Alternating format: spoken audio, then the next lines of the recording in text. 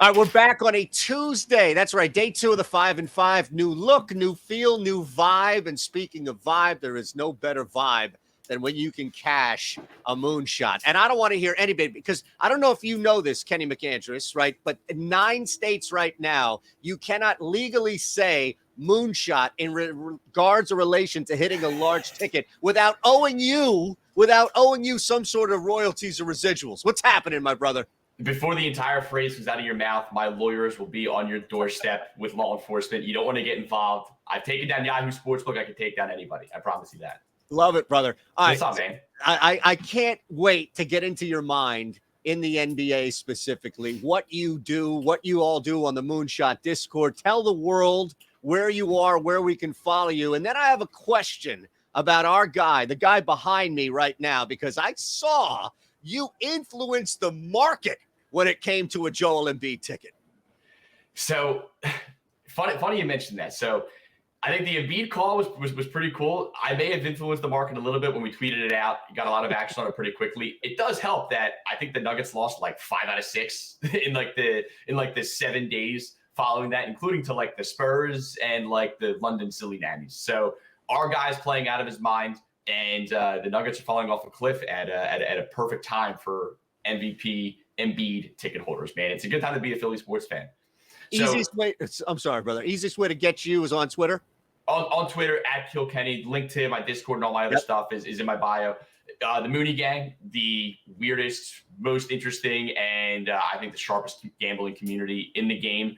We've got a lot of sick pups in there. And to tell you the truth, man, you know my history with the NBA. I've had an up and down season. We've had some good runs. We've had some cold stretches. And we've got just, I think, a really strong core group of community people in there that have been just lighting it up, especially as of late. I think the tweet you had up earlier, our boy PVD, the people were clamoring, give the man a channel. He's been hot, and I think he's had his channel since Saturday, and he's hit like 3 straight days. So vibes are up. We're trying to end the season strongly, the same way we did last year going into the playoffs. And I think that's where the fun begins, man. That's where you get to start making some real money in the NBA. You know what the rotations are going to be. Minutes are a little crisper.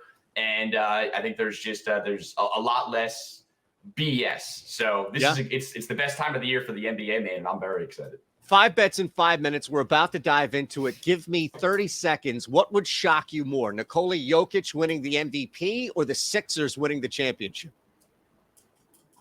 Jokic winning the MVP, which would shock me more. I think it's Sixers are bust. It's not going to Jokic. I think if somehow Embiid doesn't win this thing, I think it goes to Giannis.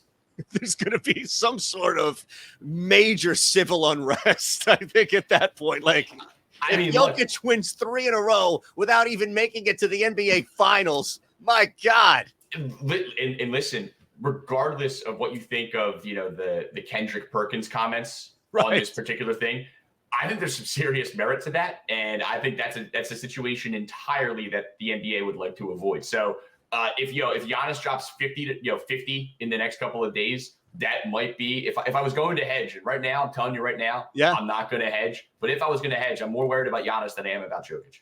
Fair enough. Kurt Heelan, MVP voter.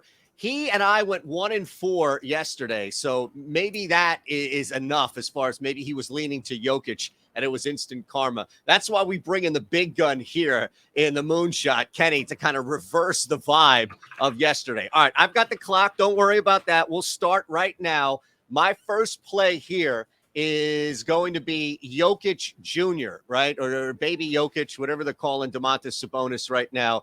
Blowout, I think that's probably going to be a less likely scenario than anything here, especially with Boston still trying to maintain in that East, that slip that they had. You mentioned Giannis and the Bucks. So looking at this first play for me, and I would shop around. You may still be able to get it at 18.5. That's fine. But Sabonis getting to 20 points, helping to key either a Kings victory or avoiding a Kings blowout. Those are the kind of 2 scenarios that I would look at here most likely. I'm going to go over his points. Not going to tempt fate with a triple-double with assists or anything along those lines. You may be able to just manually build, and I credit you for being one of the innovators of that on FanDuel. But I'll kick you an extra 5 seconds here and say over 19.5 for Sabonis. I like it. I think they're on a back-to-back, so they lost to Utah in a crazy back-and-forth game last night. So back at home tonight after an otherwise really successful 4-game road trip. Sabonis is balling. This entire team is balling. And I think tonight is going to be another track meet of a game. And if that's the case, this should be cake. Up to you, brother. Your pick. On me. Give me Herbert Jones on the Pelicans. Herb Jones, 2+ threes. We're getting juicy here. Plus 390. It's not pretty, but it's as simple as this. He's hit this in 3 of his last 4 games. You need him to hit this 1 out of 3.8. Volume looks pretty good. 2 of 4, 2 of 8, 0 of 0 against the Rockets. I guess he fell asleep that game, and 2 of 4. I just think to get him a 2+ at these odds, these are the types of prices you're getting on like a Matisse Thybulle. His volume is a lot higher. His percentages are higher. The minutes are pretty guaranteed, and the Pelicans offense against this Spurs atrocious defense. Give me Herbie. I love this kid. Second-year guy.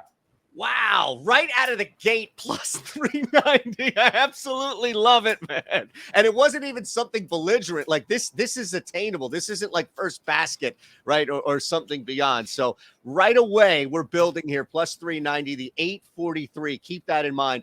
I'm going to bring it back just to a side here and lay the 3 on the road with Cleveland. Look, this team right now is in a weird spot.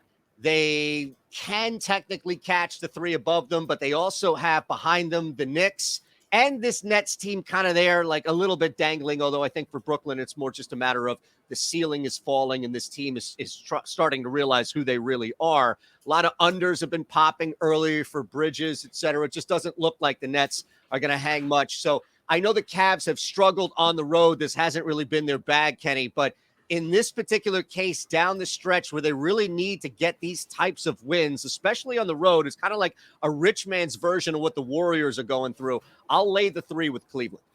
I love Cleveland. I think there's only 3 teams in the NBA that are top 10 in both offensive and defensive rating. That is the Bucks, that's the Sixers, and that is the Cleveland Cavaliers. They are really good. They're legit. I love the spot. All right, back to you. We are sticking with the same theme, 2+ threes for some serious amounts of juice here. Give me, and I think this one's going to be very popular tonight. Give me Shai Gilgeous-Alexander, Oklahoma City Thunder, 2+ threes. What is this sitting here? Because I think the over-under's at a half. Yep. Plus 360. Yes. So he's always had a chip on his shoulder against the team that drafted him, and then quickly traded him after his rookie year in the Paul George blockbuster trade. In his last 6 games against the Clippers, he has 2 or more threes. 2 of 5, 1 of 3, 3 of 5, 2 of 5, 2 of 2, 2 of 4. His recent game log, he's not shooting them as much. His percentage on the year is pretty tremendous, but the volume hasn't been there. I think he goes absolutely bananas tonight. I think we might see Shai's first ever 50-piece. If you need one star to bet on tonight, it's Shai Gilgeous-Alexander. Give me the juice on 2+ threes.